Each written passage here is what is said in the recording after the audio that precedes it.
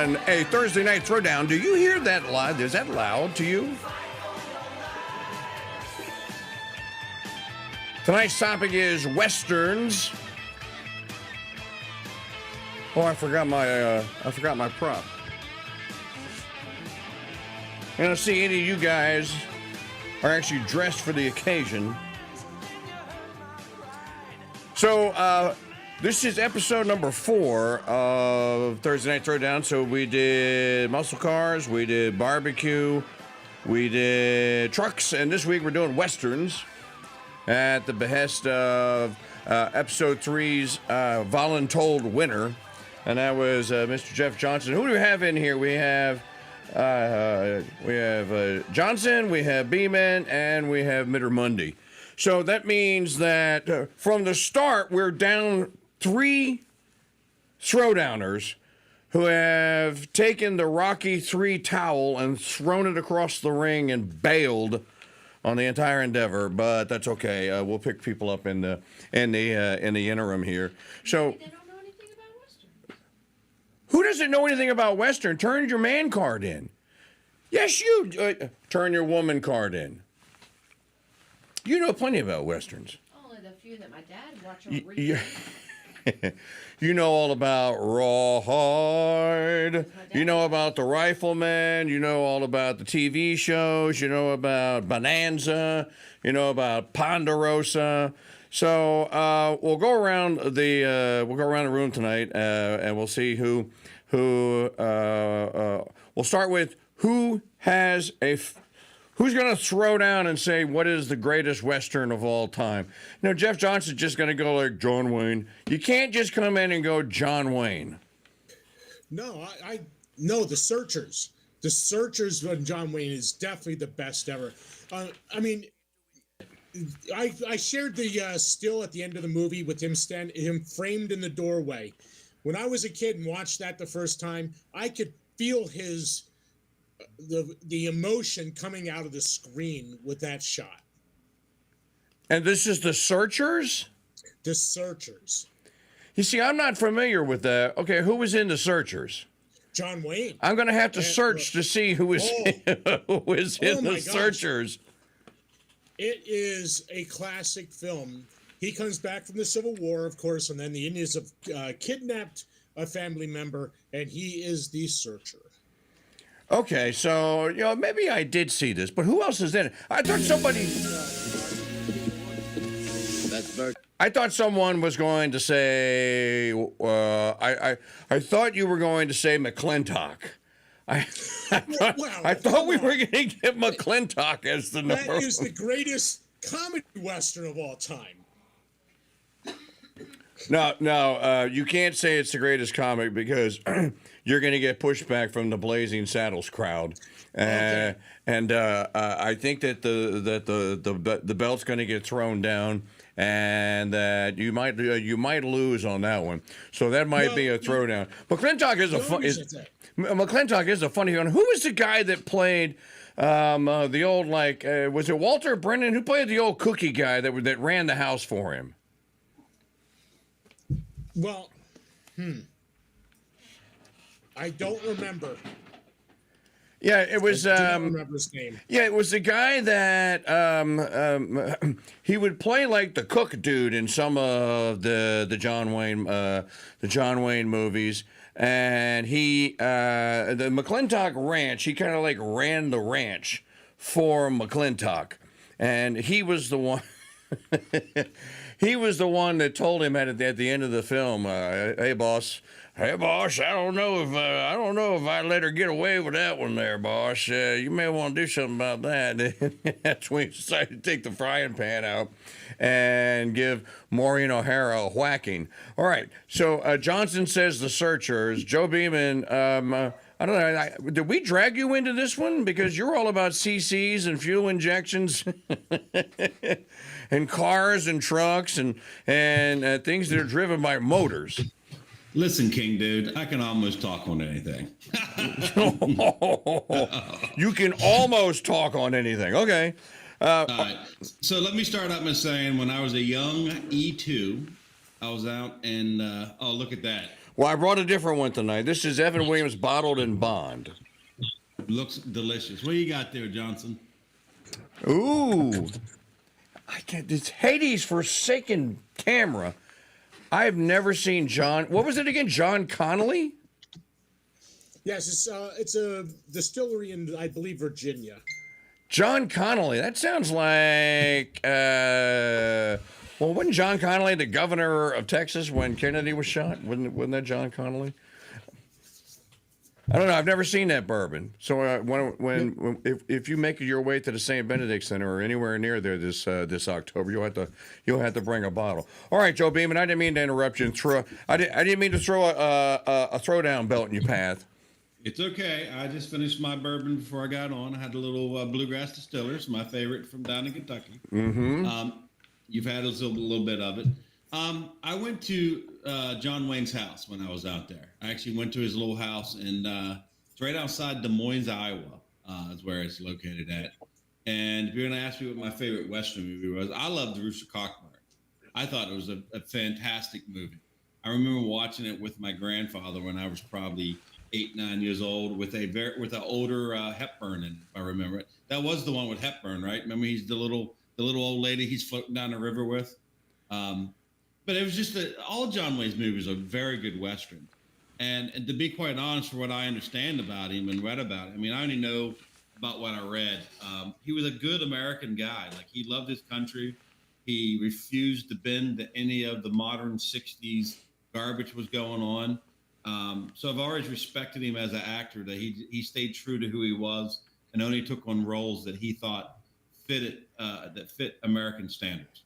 Which it's one of the things that I've always felt that was pretty cool about it. I have it somewhere on my hard drive. I have John Wayne talking about what a republic is and why America is a republic, and it's his voice, and he goes, and we have us a constitution, and it's a republic. It's very John Wayne. You know, I want to say that he read it on like one of those early late night shows, maybe I don't know, Dan, Mid or Monday. What was an early late night show before Carson? Before Carson was Orange. Jack Parr. Jack Parr. Yep, I think he ding ding ding ding. I want to say he read it. He read it on the Jack Parr show or on one of those shows that's like that. Did he do it on Parr Harvey? Not Parr Harvey. The rest. Parr Harvey. Rest of the story. Isn't that what you read it? Paul Harvey. Paul Harvey. I think Paul Harvey played it. Played all that stuff. Yeah. All that stuff. So Mid or Monday, give us your number one, your top selection for a Western to start the throwdown. My personal number one. We'll get into it. I mean, I can list ones that I think are the most iconic, but my personal one, that's the Magnificent Seven, 1960. Yul Brynner. What a cast! Come on. Half of them were on there. They weren't even famous at the time. Yul Brynner, James Coburn, Steve McQueen, Eli Wallach. I mean, these guys. Come on. I love the Magnificent Bronson, Seven. A very young Charles Bronson. Yep. Bronson. I'm sorry. That's my movie. Remember, Monday, that movie was such a big hit back in the day that they remade it in mid 2000. It wasn't nearly. I don't know. I didn't watch it because it was woked. It was work. I watched it. It was horrible. It was a horrible version of it. Yeah, but they tried to remake it. Yeah, we had a wonderful story about a bunch of ne'er-do-wells who didn't know where they were going at the end and trying to figure out if their lives had any meaning. They went down there. Most of them died defending a Mexican village. One stayed to help procreate, and a couple of them rode off. I mean, what they do with the remake? Well, no, that was a bunch of Mexicans coming over here to battle a bunch of railroad tycoons who were destroying the West. I mean, come on. If we were going to do TV series about that were in the West, then I would say Hell on Wheels. You could go back into the 60s and the 70s, and they had so many Gunsmoke and the Rifleman, and golly, there's dozens and dozens of them. You got to go back farther, Minute Church. I am in the middle of the 4th season of Have Gun Will Travel. I just watched a couple episodes tonight. It started out as a radio show. Oh, and then I know it did. Yeah. Yeah, And Richard Boone, oh God, he's great. when did Bonanza come out? Because remember, I only ever watched that on Like reruns. 62 or 63 is when it started, because it ran for like 10, 12 years, like 62 to like 73 or something like that. Started in 59.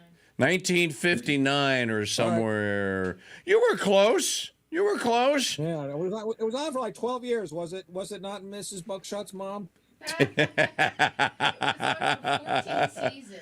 Mrs. Buckshot's mom. I love it. It was on for 14 seasons. It was on for 14 seasons. Was Bonanza. A lot of those shows ran, but back then, this was before they had Nielsen ratings, so they only knew what their advertisers were telling them. And if the advertisers, if Swanson's TV Meals or whoever was the sponsor was telling them they were getting good results, that was pretty much what they needed. Because all they had then were like mail-in diaries of what people were watching.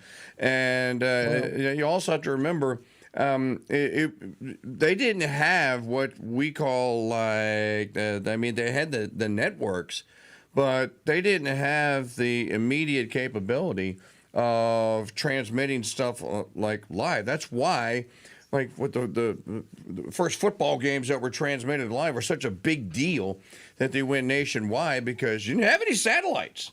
So you had to figure out a way. You had to relay it from phone phone. The Nielsen's actually had the Arbitron. They actually had boxes they had on selected families, and they'd monitor what they watched. That was around the mid '60s. They started that. Yeah, I almost wish they would. I almost wish they would go back to something like that, Mike, because as much they give us garbage on TV. Like I still believe in my heart of heart, if you put a true Western. Listen, I watched Yellowstone. I thought Yellowstone was a great series, terrible for kids to watch, but it was far from a Western. It painted the ranchers of the, I'd say it Midwest mountain region, as they use the basic gangsters, and that's not what those ranchers was. And then none of those old Westerns that we're talking about, none of those guys was portrayed that way. They were all good family men that would go out and fight the criminals to protect their little communities or their land or their horses. You don't get stories like that because they're too busy jamming the woke garbage down our throat. Yeah. And I think that a properly written Western would skyrocket.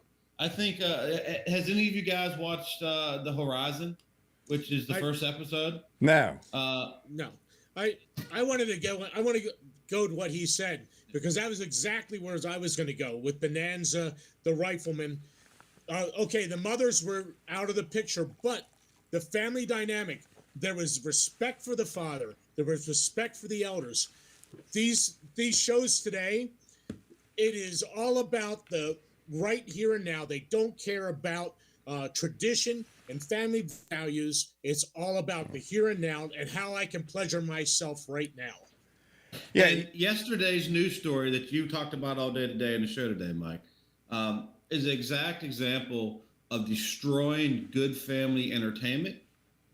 All these shows are shows that the family would sit down once a week together and watch. They bonded. There's a bonding. There's a joking. There's a memory. This is a direct reflection of what you see now. Like Jeff just said, everything's about instant gratification. How many likes can you get? How many people can call in and vote? It's garbage TV anymore. Garbage in, garbage out. Well, Joe, you need to be an influencer. No, thank you. See, if Joe was an influencer, we wouldn't have any of these problems because there'd be nothing to influence. Okay, I didn't throw mine in there. Most people say True Grit. When they start to say a John Wayne movie, you usually get True Grit. And was it now True Grit? I mean, the character was Rooster Cogburn. Yeah, he was Marshall Cogburn in True Grit, right? Correct. So remember, True Grit came out first, and then they spun Rooster Cogburn off of True Grit. Correct. Okay, so you have John Wayne, you have a very young Kim Darby, who was what was she famous for? Was she a gymnast or something? I want to say that she was a gymnast. And they threw her into that role, and of course everyone fell in love with her. She became America's little sweetheart, Kim Darby. That movie, they've tried to remake that movie once. The Coen brothers did it 15 years ago or so, and they cast Jeff Bridges as Rooster Cogburn. People have made fun of that movie, or they kind of mocked it because they said Bridges was trying to be John Wayne. Well, who wouldn't? I mean, you're not going to top that role. You're not going to top the way he played it. So the best you could do would be to offer up your version, of John Wayne's Rooster Cogburn. I mean, my favorite John Wayne is the man who shot Liberty Valance. Great one. And who shot him? All right, who killed? Okay, John Wayne only dies in he only gets shot in a couple of movies. I think he dies in one. The Cowboys, he dies. Cowboys. But he gets okay. So all right, Mr. Mundy, who shot Liberty Valance? Oh, John Wayne shot him. They thought it was they thought that Jimmy Stewart did. That was how Jimmy Stewart. They thought Jimmy Stewart did it. Jimmy Stewart did it. Yeah, Jimmy Stewart got shot in that movie. He didn't die, but he got shot in that movie. Okay, so I have a clip from my nomination, if I can ever get it to play. You know, the StreamYard, if you see me keep bouncing out of the full screen, it's because this stupid freaking StreamYard keeps covering up the play button. With the women, he's mine. All aboard! Hey, Maddie, where's wife? Right behind you, Stillwell.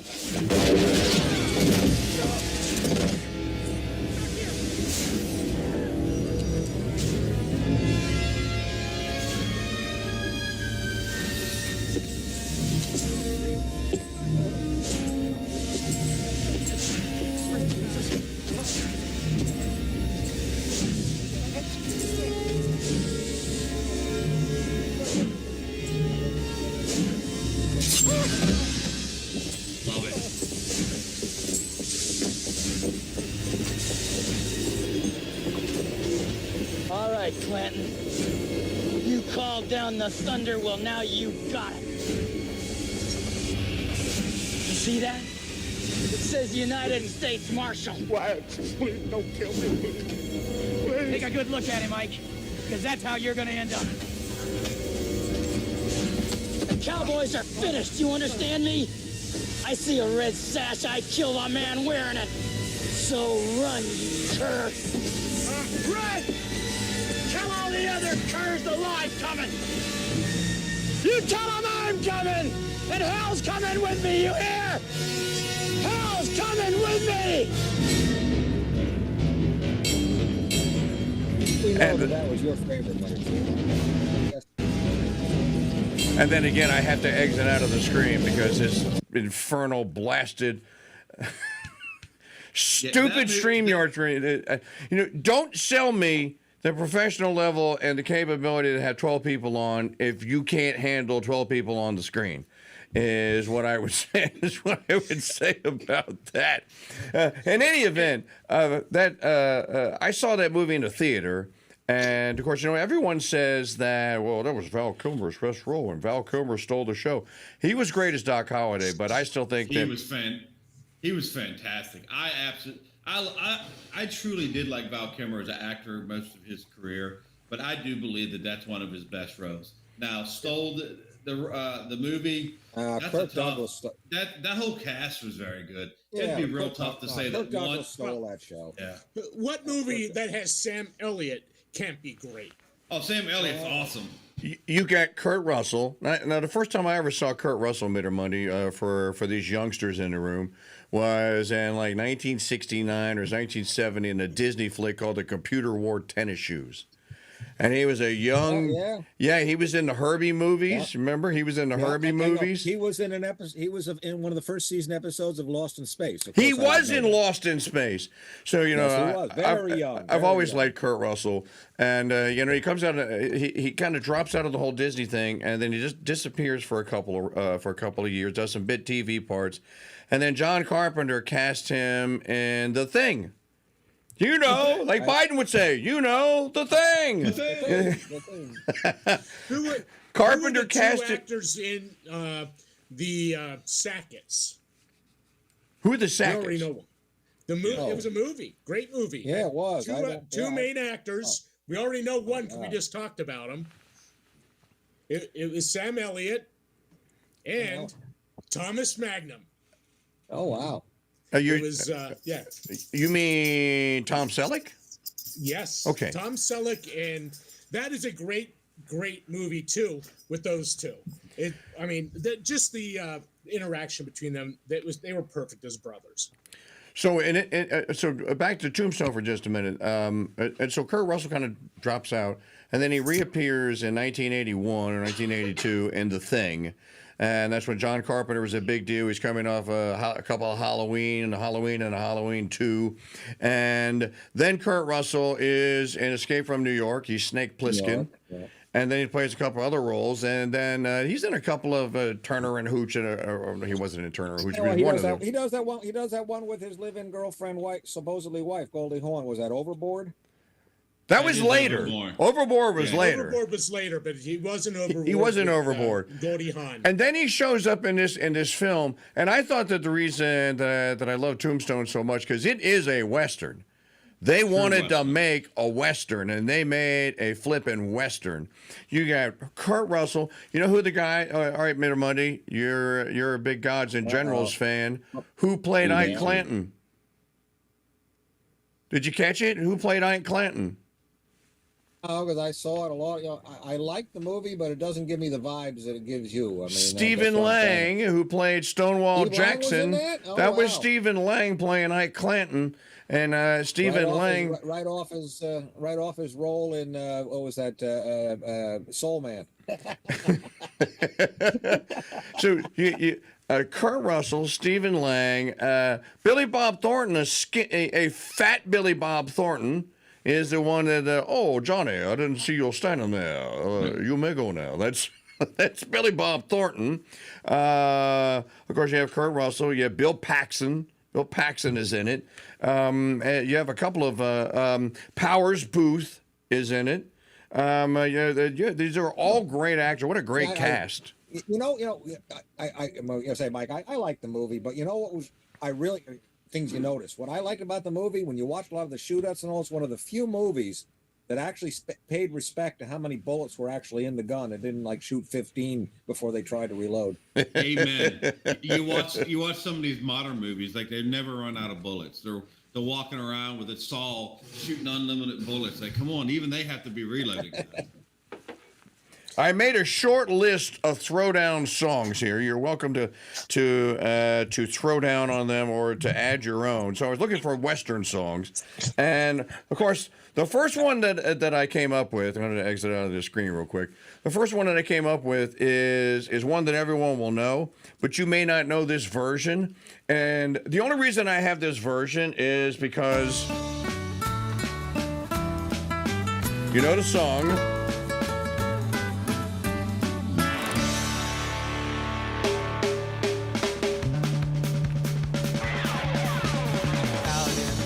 Texas town of El Paso, I fell in love with a Mexican girl. Nighttime would find me in Rosa's cantina. Music would play and Felina would whirl. Blacker than night were the eyes of Felina, wicked and evil while casting her spell. My love was deep for this Mexican maiden. I was in love, but in vain I could tell. One night a wild young cowboy came in, wild as the West Texas wind.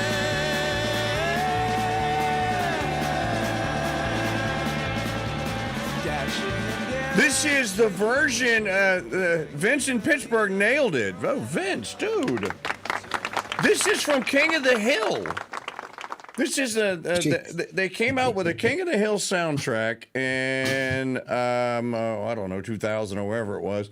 Came out with a King of the Hill soundtrack, and that was one of the songs that was on the King of the Hill soundtrack. I forget who it is. It's not Mark McGrath. Oh, it's on the tip of my tongue. I'll remember it. Sounds like your father. It sounds like your father-in-law. Yeah. so they're gonna call that a Western song, Mike? So hear about Redheaded Stranger, the movie and the soundtrack. One of my favorite Willie Nelson soundtrack. Remember, Redheaded Stranger was a Western. Well, the West Texas town of El Paso, the Marty Robbins song is definitely a Western song, and I thought that one had a little Western kick to it. I also have, since Joe just threw the first throwdown flag. Okay, I'm gonna throw down right back at you because they're on my little list there, buddy. Read and weep, Poncho and Lefty, read it and weep, Right. read it and weep. Yes, I got sir. Willie and Merle right there, buddy. Willie and Merle right there.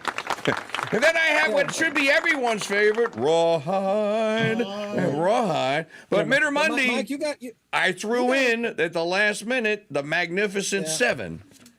Yeah, you can't beat that theme song. No. I'm not going to be like some former movie reviewers you had on your station who were, well, they're aged, and I'll let them. You want to know one of the other greatest soundtracks from a Western movie? The Big Country. Remember The Big Country with Gregory Peck? I Golly. didn't know there was a soundtrack. Oh well, that's one of those big dramatic, when they made movies that are like, when they had the big, all the big musicals and stuff. Go look up the theme song to The Big Country. That's just a Kind of like how the West was run. Yeah, these are the ones you make a soundtrack, make a playlist of, and you just play when you're cruising. Put the top down or open all the windows up. Put the kids in the back of the truck and not worry about the kids whether the cops are going to stop you, and you just blare that. Those are great theme songs. Maggie just put the trailer for the Big Country into the chat room. If you want to see it at crusadechannel.com/chat. Was that like 1950? Oh, it's the Tell me, song. Maggie, 50? Can you play it? Yeah, I know, Are you but I hooked don't up? remember when the movie was 1953, 54, something like that. Now, I was reading up on westerns the last couple of days because I knew this was coming up, and Sam Peckinpah made a name for himself in the '60s with The Wild Bunch and a couple of other films.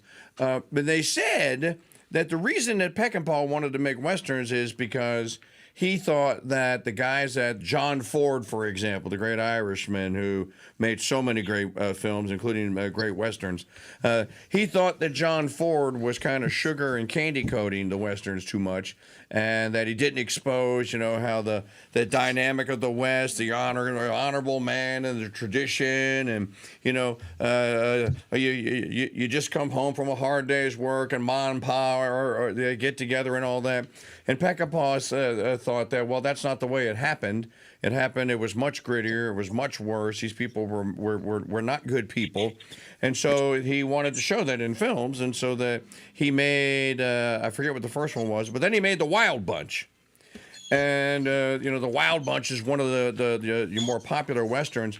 But The Wild Bunch is not Peckinpah's Westerns are not romantic. So this is the music stuff. Here's the movie music Mitter Monday was talking about.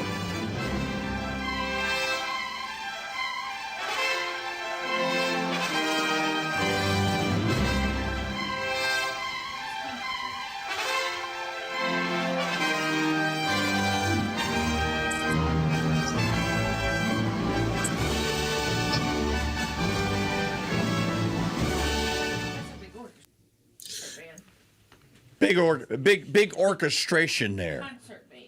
Oh yeah. Yeah, that's nice.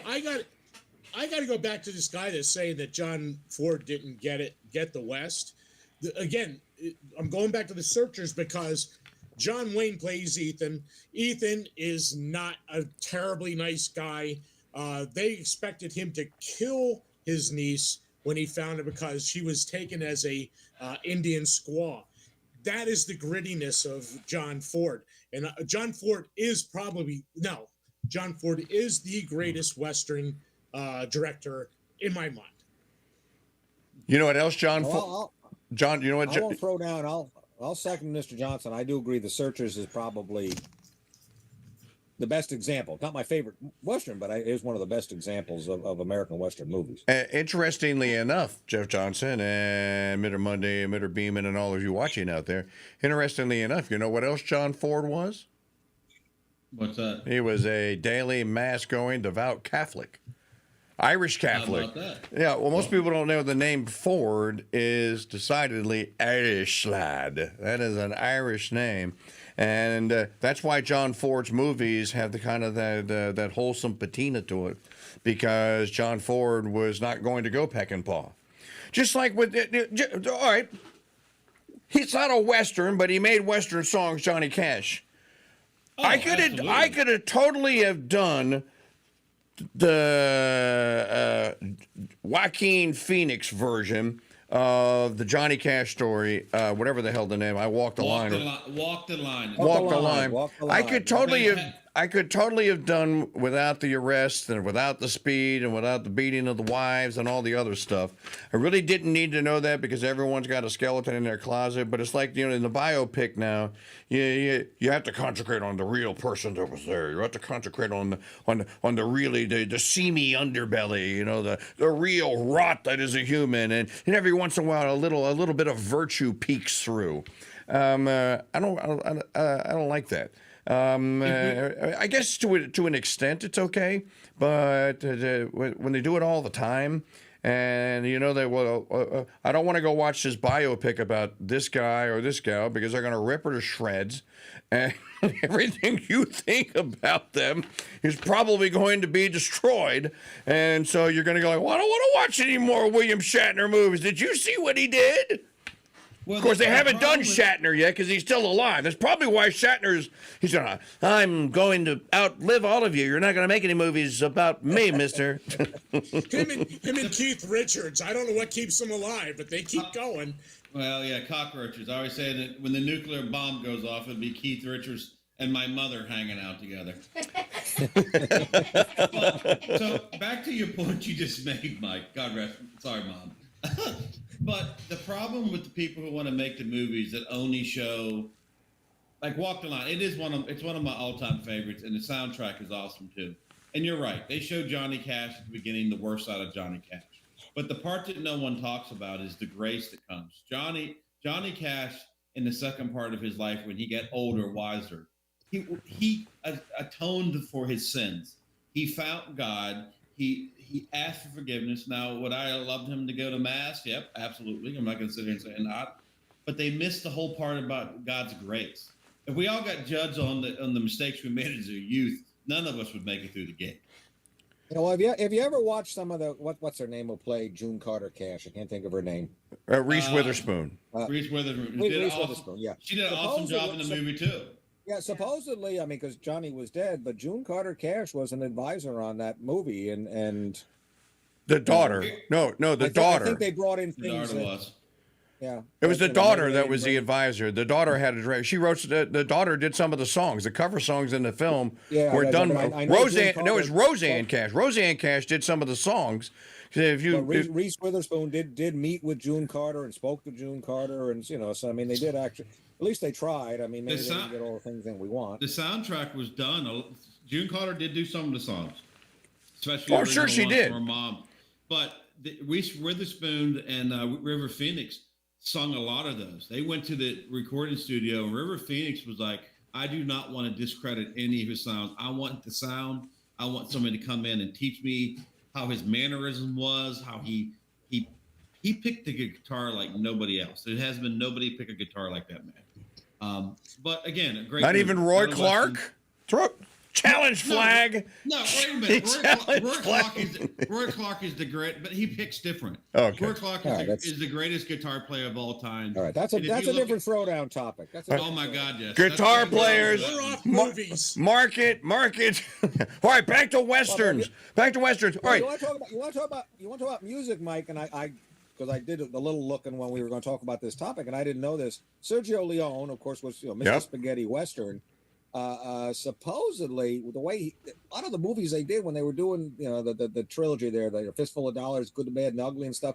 They didn't even actually have a script. He had music, and he played the scenes supposedly, and he really envisioned in his mind and played. They said sometimes he wouldn't even talk; he'd hum music for them to act to. So that's what I read. Well, do you know why they called the spaghetti westerns spaghetti westerns? Yeah, because they were done by the Italians. Well, they were made in Italy. It looks like it's in the West, but they filmed them in Italy. a lot of them were filmed in Spain. Or in Spain, or in Tunisia, but they weren't filmed in for them to go out and yeah, they weren't filmed in the American West. So a lot of those movies came out in Europe before they came out over here. The other thing they said is they said they pretty much 100% dubbed all the voices after the movie. I didn't even know this to it because they filmed it, but they had a lot of the actors who were European. They spoke in their own languages because it was easier for them, and then they redubbed it later. So that's what I read. So I'll take it for what it's worth. You really can't get into the westerns without going into the spaghetti westerns. They are part of the history of how westerns evolved through the time. But in the same sense, you can't talk about westerns without going to the westerns, the musical westerns with Audie Murphy. What's his? Not Audie Murphy. Gene Autry.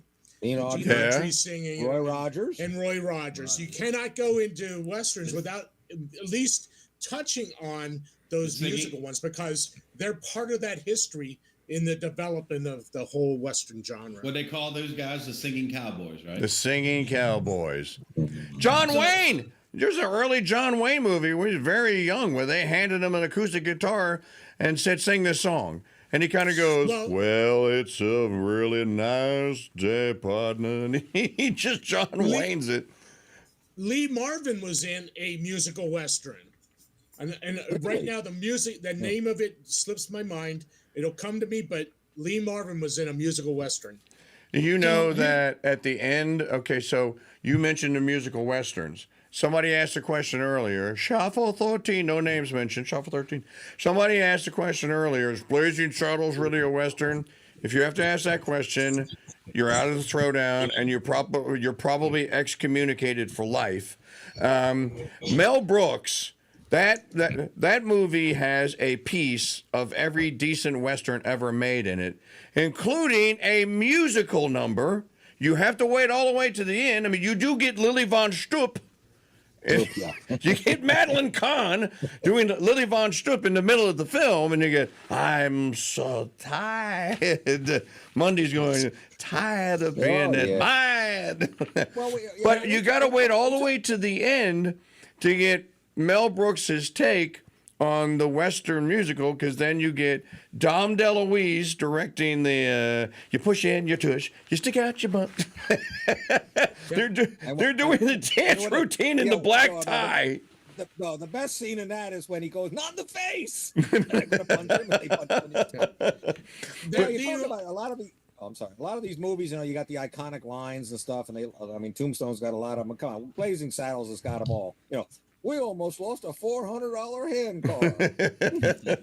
Anybody get a dime? Somebody's got to go back and get a shitload Get a crap load of dimes. You put a toll road in there. Hold on a second while I whip this out. That Lee Marvin movie was Paint Your Wagon. Any of you remember that now that I say the name, Paint Your Wagon? No, it's another one of those Western comedy / music. Okay, so if you're going to throw the music, it was a funny movie. If you're going to throw the movie, okay, the musicals are great. The early singing cowboys are great. They had some other singing cowboy or cowgirl movies in the '60s. Cat Ballou, Jane. That's a very young Jane Fonda, or is that Streisand? It's a young Streisand. Who's in that? The Western survives all the way up until it's killed. Basically, disco and urban cowboy, a combination of the two, pretty much kill it. But then it tries to make a comeback, and it tries to make a comeback in the early 1990s, and then you get a couple of decent films. You get Tombstone, Kevin Costner's in another one called Wyatt Earp. Wyatt Earp is more like a drama. It's 3.5 hours long. It's one of those. There was a big rivalry of those two movies. You ever read about that? Where Costner went in and took every Western costume he could get, whether he needed them or not, to make sure the costume couldn't have any when he was filming. How about 310 to Yuma? That one came out. Yeah, 310 to Yuma came out. Well, that was 10 years ago. That's more recent than you're thinking. The 310 to Yuma with Christian Bale, that's probably 10, 12 years old, not old at all. So I'm talking about in the 90s. Yeah, then you had Dances with Wolves. 2007. 2007 right is down 2000. Okay. Yeah, what was the one that Costner did before? Well, Dances I with was Wolves? He getting did to another that. one. I was getting to that. So tonight we are going to do the world a service, and we are going to put to bed forever that Dances with Wolves is not a Western. Get it out of here. No one should ever have to watch it ever again. Take it off all of the perfunctory places that it shows up on Memorial Day and Labor Day and everything. Get rid of it, and kill it. No more Dances with Wolves. No argument from me. So I don't think, first of all, I don't think Dances with Wolves is a bad movie. It's definitely not a Western. But here's the question for you, gentlemen. So we agree that old Westerns and modern Westerns makes great stories for families and all the stuff we've already said. But how about Kevin Costner now trying to make modern? Like, I watched Horizon. It's called Horizon. It's the first part. It's supposed to be like a 4-part movie, and it was 3 hours long. And I'm going to tell you that I thought it was the best modern Western, say the 2000 eras, mid-90s, that I have seen. It was done very well. He spent the majority of his own capital to make it. I haven't seen it. He gave up his role on Yellowstone, which was making him a buku of money, because he refused to give the actors. He had his whole cast together on his own. He's not only in the movie, but he's also producing it and doing all the work for it. And he told Sheridan, "I will not do Yellowstone unless it's set in stone the dates we're going to do it, because I committed to the people on this show to make this movie." And he sold, and I know I don't want to sing a heartbreak, but he sold 3 or 4 of his own homes to make sure he had the money to make this movie. And he is making sure that all 4 parts of the movie gets made. Yeah, and I haven't seen it. Help write the story. It's fantastic. It really is. It's a really good movie. And what's it called again? It's called Horizon. Horizon. I haven't seen it. But let's go back to the 90s, because we're not finished with the 90s. Oh, by the way, they did a reboot of an old 60s TV show with James Garner in it called Rawhide. Mel Gibson was in a reboot of Rawhide. I mean, oh gosh, what was his name? I just had the name, and I forgot. The Gambler. It's on the what the hell? In any event, they rebooted that one. What is the name? I should have written it down. But you go back to the 90s. They also made another couple of movies that they tried to reboot the Western with, and that I didn't think that they were very good. You had, and this is the one everyone was gaga over, Silverado. I didn't like Silverado. I thought Silverado was terrible. Young Guns. Didn't like Young Guns. It's like Young Guns. Just put your new Brat Pack and put them in leather chaps with gun holsters and cowboy hats. Somebody wrote some kind of a script and they called it Young Guns. So you didn't get a lot of good movies coming out of the 90s. Now I agree with what Joe was saying though about Yellowstone. Yellowstone's just a modern Western. And it's the same theme, basically. It's an American theme. It's people that are good people are trying to hold on to something good, and bad people want to take it from them. Right. It's more of a drama than a Western. It's a drama. Don't get me wrong. I loved it. Listen, I said modern Western. It's in the West. Yeah. There are cowboys. There are cows. There are horses. There are barns. Yeah. There are even whoa. There's even Indians. They run casinos. They don't sleep in teepees. Okay, I got a throwdown on this. Whose house, it didn't make it into the show, whose house was filmed for the show for one of the characters? And you know her, Mr. Church. Whose house for Yellowstone? Oh, it's Shannon's, our girl out west, Utah. She was in Sherman. Yes, there you go. Yeah, they filmed her house for that show. They never used it, but they filmed her house. I remember when she talked about that. Yep. Suzanne Sherman. Of course, her house is in Nevada, isn't it? No, Utah. She's right on the mountain. She's just outside of Park City in Utah. Yeah, she's in the mountains part, which is the beautiful part, right next to where Montana ends and that begins. Yeah, Wasatch Range. Yep. So there are parts of Yellowstone that are cowboys. There's other parts that are drama. And there's other parts that are Dallas. There's other parts. But it does have some cowboy elements in it. But again, one of the reasons it's popular is because there's good guys and there's bad guys. And the bad guys are really bad guys, right? They're really bad guys. I think that people are looking for that type of stuff. we're tired of just seeing sex and garbage on TV. I think there's if somebody would have the cojones and the money to make a good family movie like that, I think it would blow up and go. I mean, look at Downton Abbey, right? I know it's not a Western, but look at people are searching for something to watch of value. And there's just nothing on TV anymore. And guess what? Well, There's a Downton Abbey reboot coming on next week. Oh, I know, Just Downton Abbey Returns or Downton Abbey. I saw the trailer the other day and I went, because as soon as I saw the face, I went, what's the Downton Abbey people? My wife texted me the other day at work, and I didn't pick up. And then she said, "You do realize Maverick. there's a new one coming out, Maverick." The Mel Gibson reboot of the James Garner TV show was Maverick. Yeah. Absolutely. So I got to go back to our chat this morning because someone brought it up in there, and I came out against it a little bit, but I want to see what you guys think. Is the Back to the Future 3 a Western? No. No, not That's even what I close. said. Challenge I flag. said the same thing. I said the same thing. Everyone needs a challenge. I need to get me a yellow one or an NFL issue with the beanbag on the end of it so it really throws well.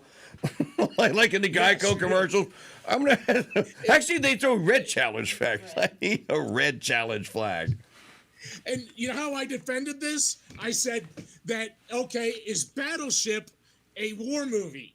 And I was like, everyone's like, oh, heck no, it's not a war movie. It's sci-fi. And I said, then yes, then there you go. Back to the Future 3 is definitely not a Western. Just because you put a cowboy hat on and some chaps doesn't make it a Western. And pretend you're Clint Eastwood.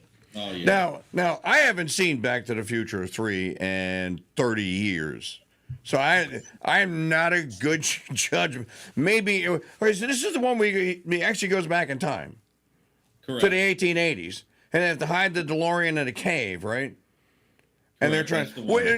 Someone suggested earlier, City Slicker is the one that I said no. I didn't hear Back to the Future 3 because I probably would have went. Oh, I'm not sure. It's been a long time since I've seen it. Let's go back to the music. So, all right, Joe Beeman, you wanted to hear what did you say? You said Rawhide, or you said Redheaded Stranger. Well, I don't have Redheaded Stranger, but I do have Willie and Waylon, or Willie and Merle.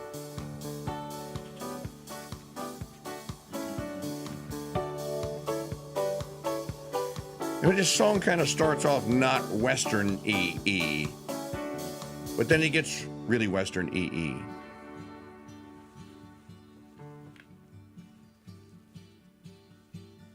Living on the road, my friend, gonna keep you free and clean. And now you wear your skin like iron, and your breath is hard as kerosene. Weren't your mama's only boy, but her favorite one, it seemed. She began to cry when you said goodbye. Sank into your dream. Pancho was a bandit boy. His horse was fast as polished steel. He wore his gun outside his pants for all the honest world to feel. Well, Pancho met his match, you know, on the deserts down in Mexico. And nobody heard his dying word.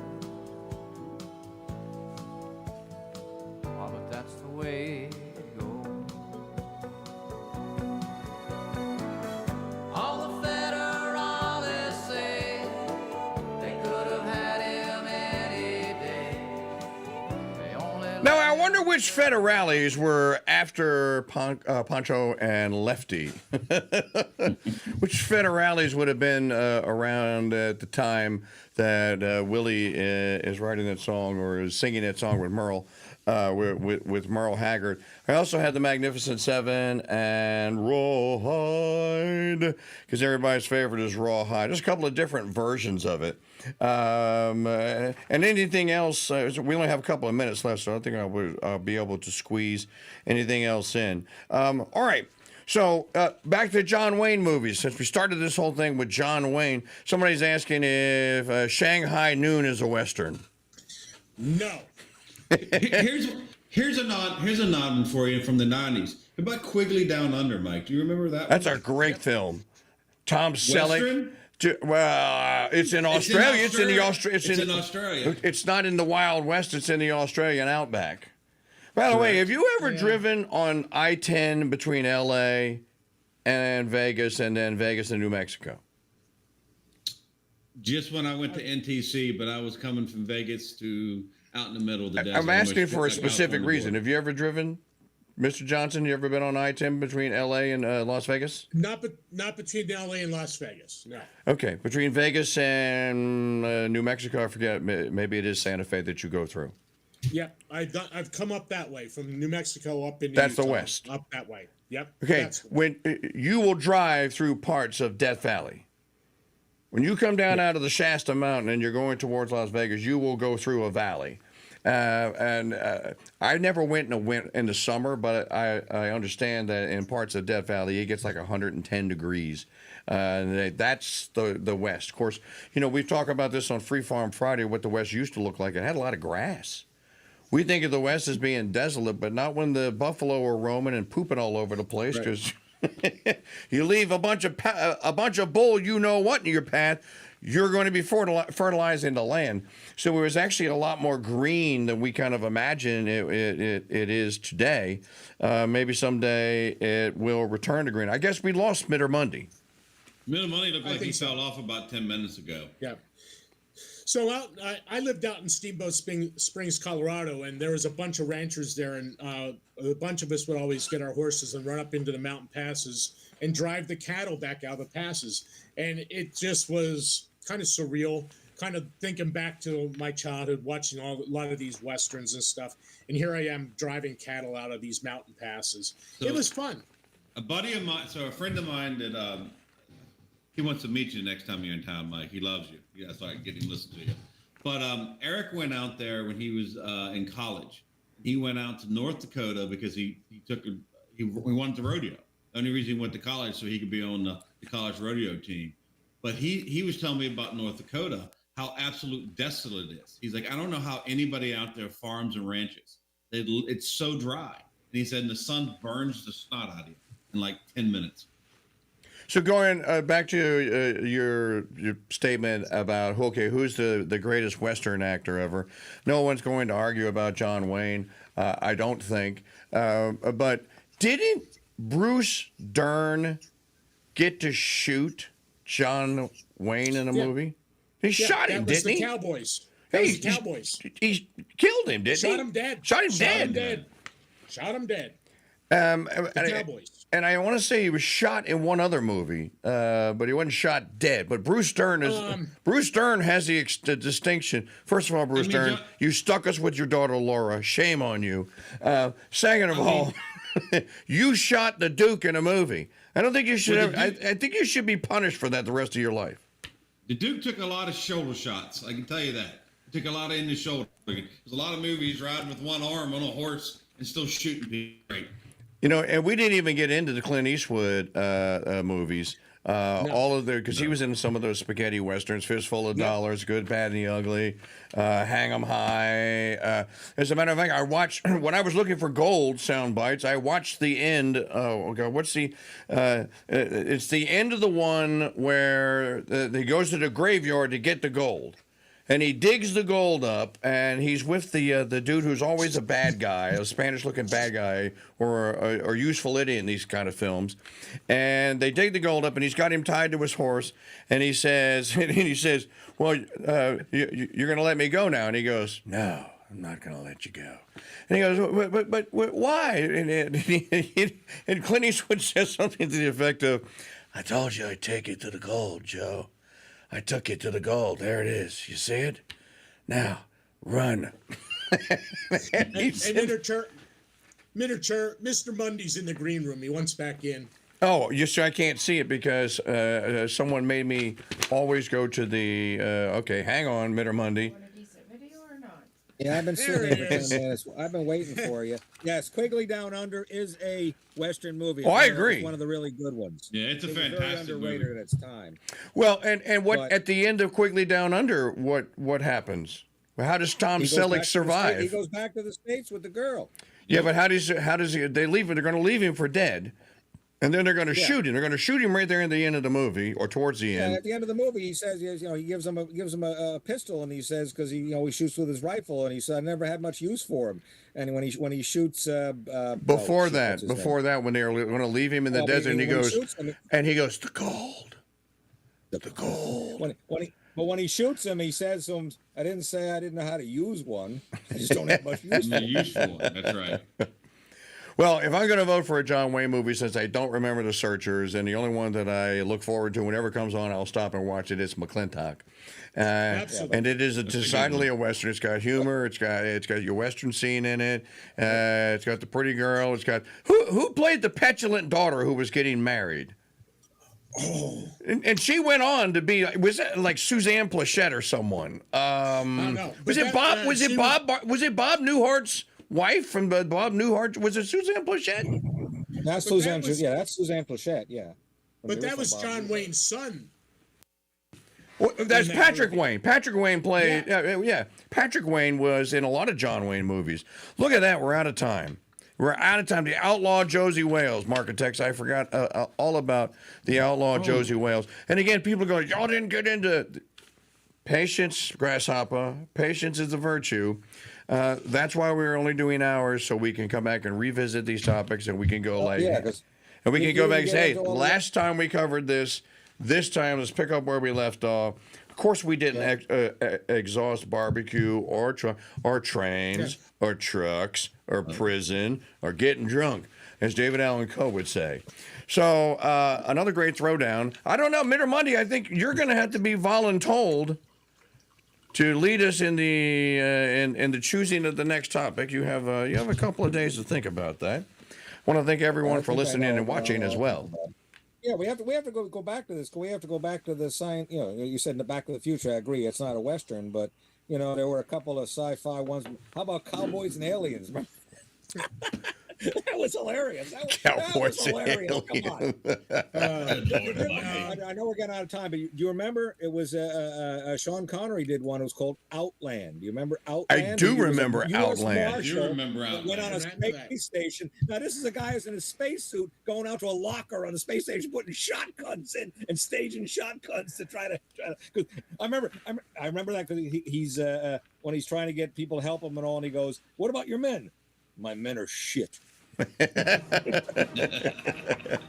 All right, for Mr. Monday, for Joe Beeman, for Jeff Johnson, and for all of you that watched and listened at home, thank you for being with us on episode 4 of Thursday Night Throwdown Westerns.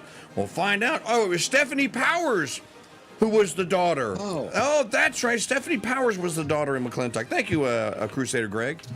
More great Thursday Night Throwdown fun coming your way next week.